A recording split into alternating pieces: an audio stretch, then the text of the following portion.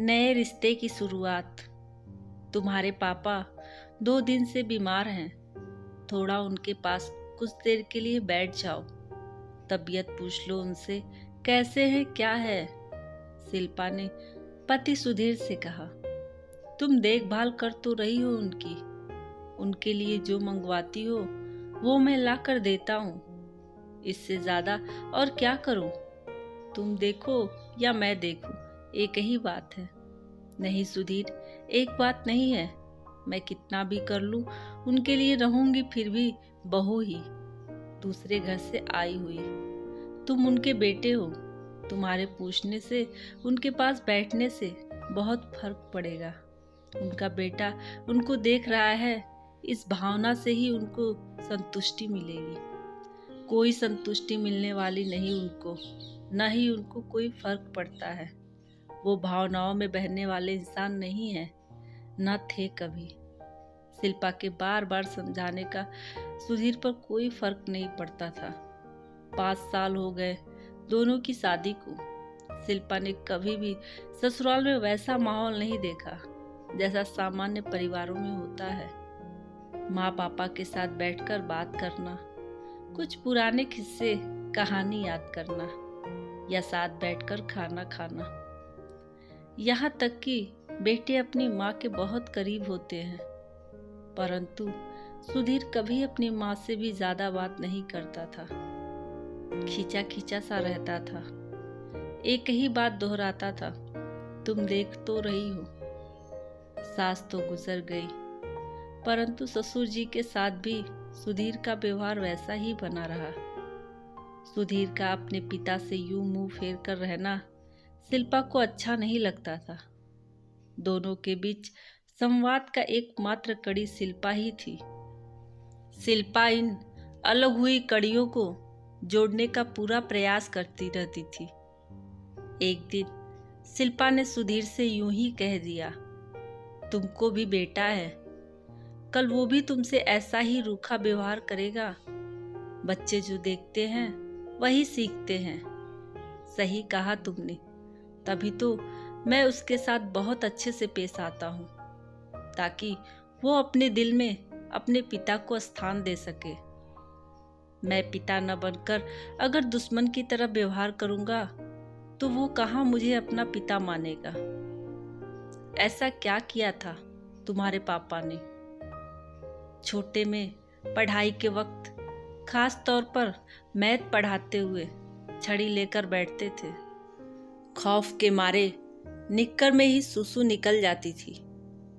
कान खींच खींच कर लाल कर देते थे। पढ़ाई को मेरे लिए सजा बना दी थी इस आदमी ने। रोज 2 घंटे 8 साल का छोटा बच्चा पढ़ाई के नाम पर मानसिक और शारीरिक प्रताड़ना झेलता था। 11वीं में था, मैथ में फेल हो गया। पूरे दिन कमरे में भूखा प्यासा बंद रखा। छड़ी की मार से उंगलियां तक सूज गई थी। माँ बहुत डरती थी पापा से, कभी खुलकर मेरा बचाव नहीं करती थी। दोनों से दूरियां खुद ही बनने लगी थी। कभी पापा ने प्यार से सर पर हाथ नहीं फेरा, कभी मेरे अच्छे काम की तारीफ नहीं की। बड़ी उम्र में भी हाथ उठा देते थे। दूसरों के सामने हमेशा बुराई करते थे। धीरे धीरे वो मेरे मन से उतरने लगे। नौकरी लगते ही हमारे बीच संवाद और कम हो गया। मैं ऑफिस या फिर अपने कमरे में ही रहता था, छुट्टियों के दिन दोस्तों के साथ। अब चाहते हुए भी बात नहीं कर पाता हूँ। उनके सामने जाते ही उनका पुराना व्यवहार याद आने लगता है। ये सब सुनकर शिल्पा का मन भी उदास हो गया। परंतु ससुर जी अब वृद्धावस्था में हैं और लाचार भी हैं। बेटे के प्यार भरे शब्द उनके अंदर जीने का हौसला बढ़ा सकते हैं। उस वक्त तुम लाचार थे, छोटे थे, बगावत नहीं कर सकते थे, परंतु आज बिल्कुल उसी अवस्था में वो भी हैं। तुम्हारी तरफ आस भरी नजरों से देखते हैं कि काश तुम उनसे बात करते, उनका हाल चाल पूछते। अब वो भी तुमसे 2 शब्द प्यार के सुनने के लिए तरसते होंगे। तुम उन जैसे मत बनो ना। पुरानी बातों की कड़वाहट को भुला देना चाहिए और एक नई शुरुआत रिश्तों को बनाए रखने के लिए अवश्य करनी चाहिए। शिल्पा के समझाने से और उसकी मदद से सुधीर धीरे धीरे अपने पिता से संवाद की कोशिश करने लगा।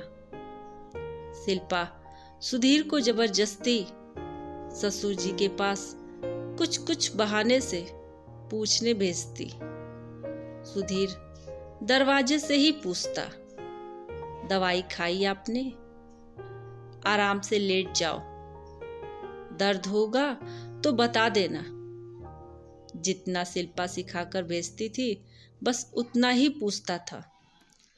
ऐसे ही करते करते अब सुधीर पिता के कमरे में भी जाने लगा।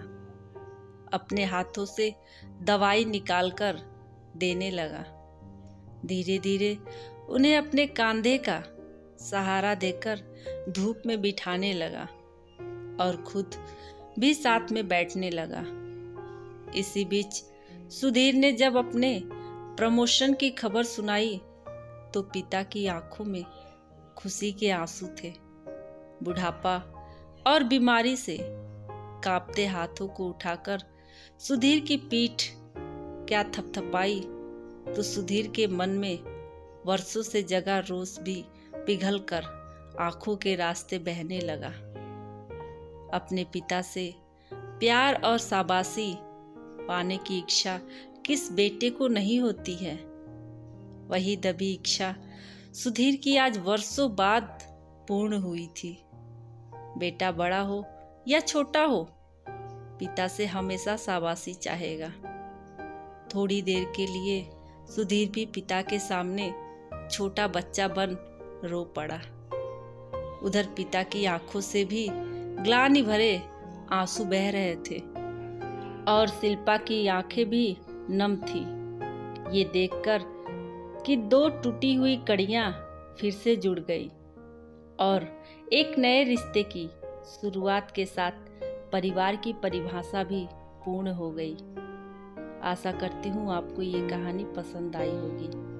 अगर अच्छी लगी हो तो लाइक और शेयर करें और चैनल पर नए हैं तो सब्सक्राइब जरूर करें। धन्यवाद।